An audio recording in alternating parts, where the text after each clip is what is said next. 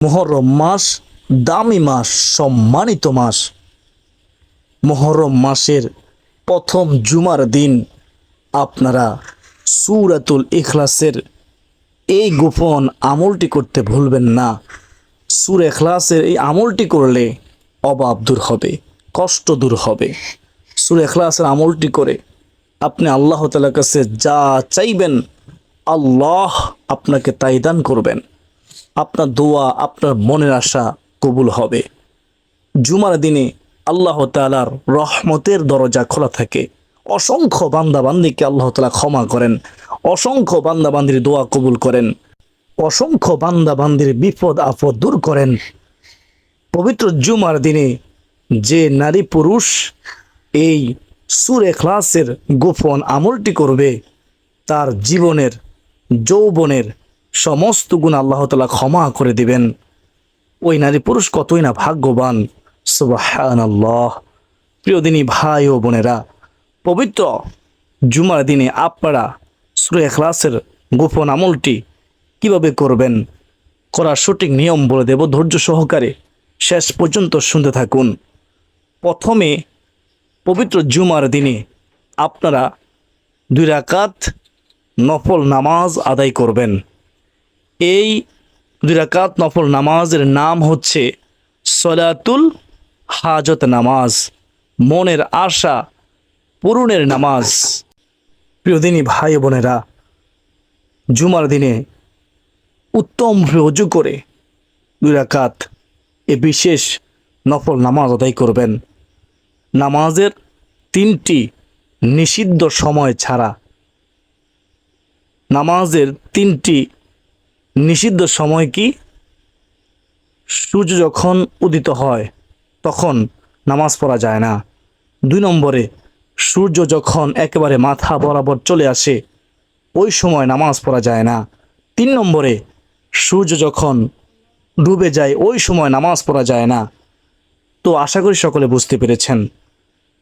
তো আপনি নিয়ত করবেন আমি আল্লাহ তাআলাকে সন্তুষ্টি করার জন্য 2 রাকাত সলাতুল হাজত আদায় করিবার নিয়ত করলাম। আল্লাহু আকবার। সূরা ফাতিহার সাথে সূরা ইখলাস 3 বার আপনি পড়বেন। 2 রাকাত নামাজে প্রতি রাকাতে সূরা ফাতিহার সাথে সূরা ইখলাস 3 বার পড়বেন। রুকু দিবেন, সেজদা দিবেন। রুকু থেকে যখন উঠবেন সোজা হয়ে দাঁড়াবেন, 2 সেজদার মাঝখানে সোজা হয়ে বসবেন। এগুলো ওয়াজিব ইচ্ছাকৃত তরক করে নামাজ হয় না, মনে রাখবেন। মনোযোগ সহকারে নামাজ পড়তে হবে, খুশু খুদুর সাথে নামাজ আদায় করতে হবে। তাড়াহুড়ো করলে নামাজ কবুল হয় না। সবচেয়ে নিকৃষ্ট চোর ওই ব্যক্তি যে ব্যক্তি নামাজে চুরি করে। প্রিয় দর্শক, তো আপনি যখন সূরাতুল হাজত নামাজ পড়বেন, যখন সেজদা দিবেন, সেজদার মধ্যে আপনি দোয়া করবেন। প্রথমত সেজদার তাসবিহ আদায় করবেন, তারপর সেজদার মধ্যে আপনি ইয়া জাল জালালি ওয়াল ইকরাম এই ইসমে আজম পড়ে আল্লাহর কাছে আপনি দোয়া করবেন। যা প্রয়োজন অবশ্যই আল্লাহ তাআলা আপনাকে তাই দান করবেন, যদি চাওয়ার মতো চাইতে পারেন। কারণ সেজদার দোয়া কখনো বিফলে যায় না। তো 2 রাকাত সলাতুল হাজত নামাজ আদায় করা হয়ে গেলে তারপরে সুবহানাল্লাহ, আলহামদুলিল্লাহ, আল্লাহু আকবার এগুলো আপনি 100 বার করে পড়বেন। লা ইলাহা ইল্লাল্লাহ এই সর্বোত্তম জিকিরটি 100 বার পড়বেন। এই 4টি জিকির 100 বার করে পড়ার পরে তারপরে আপনি মুনাজাত করবেন, আল্লাহ তাআলার কাছে দোয়া করবেন। মুনাজাতের মধ্যে ইসমে আজম পড়বেন, ইয়া যাল জালালি ওয়াল ইকরাম, ইয়া যাল জালালি ওয়াল ইকরাম। আপনি চোখের পানি ছেড়ে দিয়ে আল্লাহর কাছে সাহায্য চাইবেন। প্রিয়দিনী ভাই বোনেরা, দোয়া করলে আল্লাহ খুশি হয়, দোয়া না করলে আল্লাহ রাগ করে। তো আমাদের উচিত বেশি বেশি দোয়া করা। তো ফজরের পর থেকে শুরু করে আসরের আগ পর্যন্ত এই সময়ের ভিতরে আপনারা এই 2 রাকাত সলাতুল হাজত নামাজ মুহররম মাসে প্রথম জুমার দিন আদায় করে নেবেন। তো আপনি সূরা ইখলাসের আমলটি করবেন আসরের নামাজ আদায় করার পর। জুমার দিন এমন গুরুত্বপূর্ণ দিন, জুমার দিনে আসরের পর থেকে মাগরিবের পূর্ব পর্যন্ত ওই সময়ে মহান আল্লাহ তাআলার কাছে যা দোয়া করা হবে মহান আল্লাহ তাই কবুল করবেন, এমনটাই হাদিসের মধ্যে রয়েছে। জুমার 12 ঘন্টার মধ্যে এমন একটি সময় আছে, এমন একটি মুহূর্ত আছে, যে সময়ে যে মুহূর্তে আল্লাহ তাআলার কাছে দোয়া করলে আল্লাহ তাআলা দোয়া ফেরত দেন না। নবীজি বলেন ওই সময়টা হচ্ছে আসরের পর থেকে মাগরিবের পূর্ব পর্যন্ত। সুবহানাল্লাহ। প্রিয়দিনী ভাই ও বোনেরা, তো আপনারা জুমার দিন আসরের নামাজ আদায় করবেন। আসরের নামাজ আদায় করার পর ফরজ নামাজের পরে যে দোয়া আমল ওজিফা আছে, প্রথমত আপনি দোয়া আমল ওজিফা আদায় করে নেবেন। যেমন সালাম ফিরিয়ে আপনার সাথে সাথে প্রথমে আল্লাহু আকবার একবার বলবেন, তারপরে আস্তাগফিরুল্লাহ আপনি 3 বার পড়বেন। আস্তাগফিরুল্লাহ, আস্তাগফিরুল্লাহ, আস্তাগফিরুল্লাহ। তো তারপরে আপনি পড়বেন আল্লাহুম্মা আনতাস সালাম ওয়া মিনকাস সালাম তাবারাকতা ইয়া যাল জালালি ওয়াল ইকরাম। তারপরে আপনি আয়াতুল কুরসি পড়বেন একবার। তারপরে আপনি সুবহানাল্লাহ 33 বার, আলহামদুলিল্লাহ 33 বার, আল্লাহু আকবার 34 বার পড়বেন।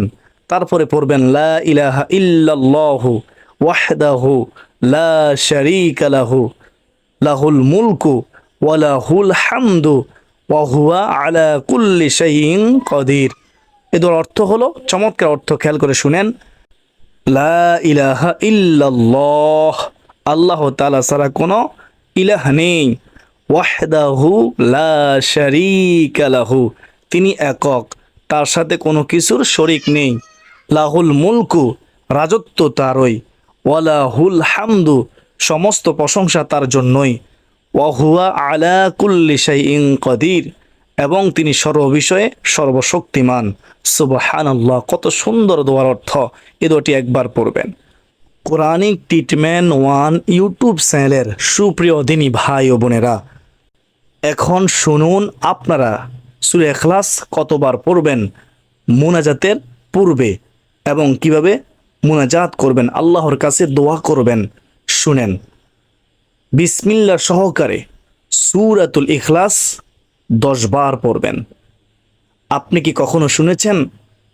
হাদিসের মধ্যে আছে, রাসূলুল্লাহ সাল্লাল্লাহু আলাইহি ওয়াসাল্লাম বলেছেন, যে ব্যক্তি সূরাতুল ইখলাস 10 বার পাঠ করবে আল্লাহ এত খুশি হয়, আল্লাহ খুশি হয়ে তার জন্য জান্নাতের মধ্যে একটি প্রাসাদ তৈরি করেন। সুবহানাল্লাহ। একটি ঘর তৈরি করেন। সাথে সাথে আমি আপনি দুনিয়ায় থাকতেই জান্নাতের মালিকানা হাসিল করতে পারবো ইনশাআল্লাহ। তো আমরা সূরা ইখলাস 10 বার পড়ব। সূরা ইখলাস কেউ যদি 3 বার পাঠ করে, আমরা সবাই জানি 3 বার সূরা ইখলাস পড়লে রাসূলুল্লাহ সাল্লাল্লাহু আলাইহি ওয়াসাল্লাম বলেছেন, সম্পূর্ণ কোরআন খতম করার সওয়াব আল্লাহ আমাদের আমলনামায় দান করবেন।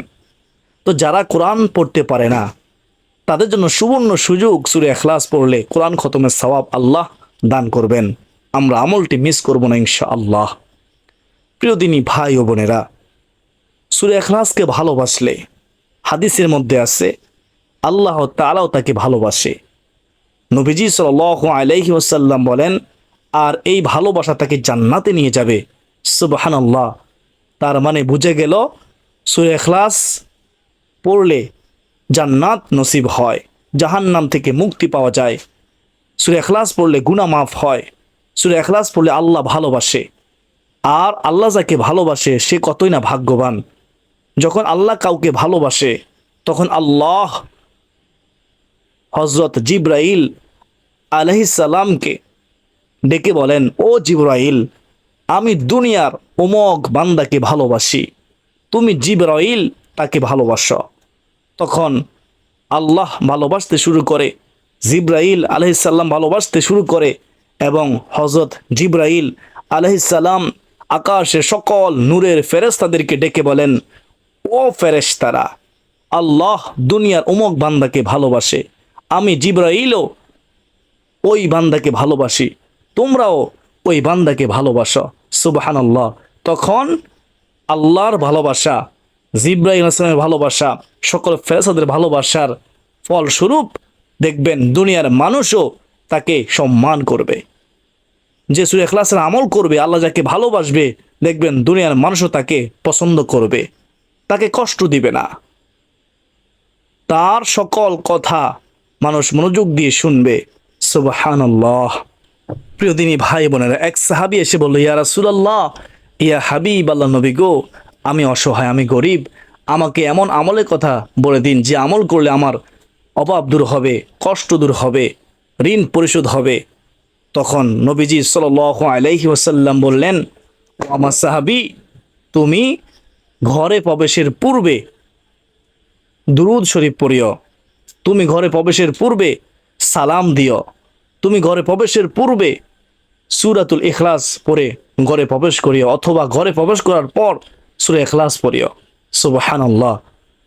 যদি আমরা চাই রিজিকে বরকত, তাহলে সূরা ইখলাসের এই আমলটি করব ঘরে প্রবেশের পূর্বে, অথবা ঘরে প্রবেশ করে আমরা সূরা ইখলাস পড়ব, আর ঘরে প্রবেশের পূর্বে সালাম দিব, আসসালামু আলাইকুম ওয়া রাহমাতুল্লাহি ওয়া বারাকাতুহু। সব সময় যখন সন্তান মা বাবাকে সালাম দিবে, যখন স্বামী স্ত্রীকে সালাম দিবে, স্ত্রী স্বামীকে সালাম দিবে, যখন ভাই বোনকে সালাম দিবে, বোন ভাইকে সালাম দিবে, তখন ওই সংসারটা হয়ে যাবে জান্নাতের বাগান। ওই সংসারে রহমত বর্ষিত হবে, ঝগড়া ফাসাদ দূর হবে। সুবহানাল্লাহ। প্রিয় দিনদার মুসলমান ভাই ও বোনেরা, তো সূরা ইখলাস কতবার পড়বেন? 10 বার পড়বেন। সূরা ইখলাস 10 বার পড়ার পরে তারপরে আপনি দুরূদে ইব্রাহিম একবার পড়বেন। দুরূদ শরীফ কেন পড়বেন? কারণ দুরূদ শরীফ না পড়লে দোয়া কবুল হয় না। হযরত ওমর রাদিয়াল্লাহু তাআলা আনহু থেকে বর্ণিত, দোয়া ঝুলন্ত অবস্থায় থাকে যদি দুরূদ শরীফ পড়া না হয়। আমার সাথে একবার পড়ুন, 10টি গুনাহ মাফ হবে, 10 গুণ সম্মান বৃদ্ধি হবে, 10টি রহমত নাজিল হবে, 10টি নেকি আল্লাহ তাআলা দান করবেন। সুবহানাল্লাহ। আল্লাহুম্মা সাল্লি আলা মুহাম্মাদিন ওয়া আলা আলি মুহাম্মাদ কামা সাল্লাইতা আলা ইব্রাহিম ওয়া আলা আলি ইব্রাহিম ইন্নাকা হামিদুম মাজিদ। আল্লাহুম্মা বারিক আলা মুহাম্মাদিন ওয়া আলা আলি মুহাম্মাদ কামা বারাকতা আলা ইব্রাহিম ওয়া আলা আলি ইব্রাহিম ইন্নাকা হামিদুম মাজিদ। দুরূদে ইব্রাহিম শ্রেষ্ঠ দুরূদ। দুরূদে ইব্রাহিম পড়বেন একবার, তো তারপরে মুনাজাত করবেন। খেয়াল করে শুনবেন, যখন আপনি মুনাজাত করবেন, মুনাজাতের পূর্বে আল্লাহর প্রশংসা করবেন। নবীজি সাল্লাল্লাহু আলাইহি ওয়াসাল্লাম উপরে দুরূদ শরীফ পড়বেন। হাদিসের মধ্যে আছে মুনাজাতের পূর্বে আল্লাহর প্রশংসা করা এবং দুরূদ শরীফ পড়া সুন্নাহ। আর যদি প্রশংসা করা হয়, দুরূদ শরীফ পড়া হয়, তাহলে দোয়া কবুলের সম্ভাবনা বেড়ে যায়। সুবহানাল্লাহ। আলহামদুলিল্লাহি রাব্বিল আলামিন ওয়াসসালাতু ওয়াসসালামু আলা সাইয়্যিদিল মুরসালিন ওয়া আলা আলিহি ওয়া আসহাবিহি আজমাইন। এভাবে আপনি মুনাজাত শুরু করবেন। তো কোরআন ও হাদিসে বর্ণিত দোয়াগুলো পড়বেন, আল্লাহ তাআলার কাছে সাহায্য চাইবেন। মুনাজাতের মাঝে মাঝে ইসমে আজম পড়বেন, ইয়া জাল জালালি ওয়াল ইকরাম, ইয়া যাল জালালি ওয়াল ইকরাম। ইসমে আজমের মাধ্যমে দোয়া করলে আল্লাহ অবশ্যই দোয়া কবুল করবেন। আল্লাহর কাছে বলবেন, আল্লাহ, আজ পবিত্র জুমার দিনে দোয়া কবুলের মুহূর্তে মুহররম মাসে প্রথম জুমায় সূরা ইখলাসের আমল করেছি, আসরের নামাজ পড়েছি, আসরের পরে ওজিফা আদায় করেছি, তোমার বন্ধু শিখানো আমলগুলো করেছি, আল্লাহ দুরূদ শরীফ পড়েছি। ও মালিক, অবশেষে সূরা ইখলাসের আমল করে তোমার দরবারে দোকানে হাত বাড়াইয়া দিয়েছি। আল্লাহ, তুমি আমাদের দোয়া কবুল করো, আমাদের মনের আশা কবুল করো, তুমি আমাদের সকল হতাশা দূর করো, বিপদ দূর করো, রিজিকে বরকত দাও, হায়াতে বরকত দাও। এভাবে সকলের জন্য দোয়া করবেন, কবরবাসীর জন্য দোয়া করবেন, যারা অসুস্থ আছে তাদের জন্য দোয়া করবেন। আল্লাহ তাআলা আমাকে, আপনাকে, আমাদের সবাইকে পবিত্র জুমার দিনে এই সূরা ইখলাসের আমলটি করে আল্লাহ তাআলার কাছে সাহায্য চাওয়ার তৌফিক দান করুন। সকলে বলি আল্লাহুম্মা আমিন। জুমার দিনে আসরের পরে কিন্তু একটি দুরূদের আমল রয়েছে, দুরূদে উম্মি। আপনি মুনাজাতের পূর্বে ওই নামাজের স্থানে বসে বসেও এই দুরুদে উম্মি আদায় করতে পারেন যদি সময় থাকে। 80 বার পড়বেন, 80 বছরের গুনাহ মাফ হবে, 80 বছরের ন্যায় আমল করার সওয়াব হবে। এই দুরুদে উম্মি পড়বেন সূরা ইখলাস পড়ার পূর্বে। আশা করি বুঝতে পেরেছেন। আল্লাহুম্মা সাল্লি আলা সাইয়্যিদিনা মুহাম্মাদিন নাবিয়্যিল উম্মি ওয়া আলা আলিহি ওয়া আসহাবিহি ওয়া সাল্লিম তাসলিমা। তো 80 বার এ দুরুদ পড়ার পরে যদি সময় থাকে পড়বেন, সময় না থাকলে না পড়লেও চলবে। তো সময় থাকলে 80 বার এ দুরুদ পড়ার পরে তারপরে সূরা ইখলাস আপনি পড়বেন 10 বার, তারপরে দুরুদে ইব্রাহিম একবার, তারপরে মুনাজাত করবেন। আশা করি সকলে বুঝতে পেরেছেন। আজকের দিনে পর্যন্তই। সকলে সুস্বাস্থ্য কামনা করে বিদায় নিচ্ছি। ওয়া মা আলাইনা ইল্লাল বালাগ। আসসালামু আলাইকুম ওয়া রাহমাতুল্লাহি ওয়া বারাকাতুহু।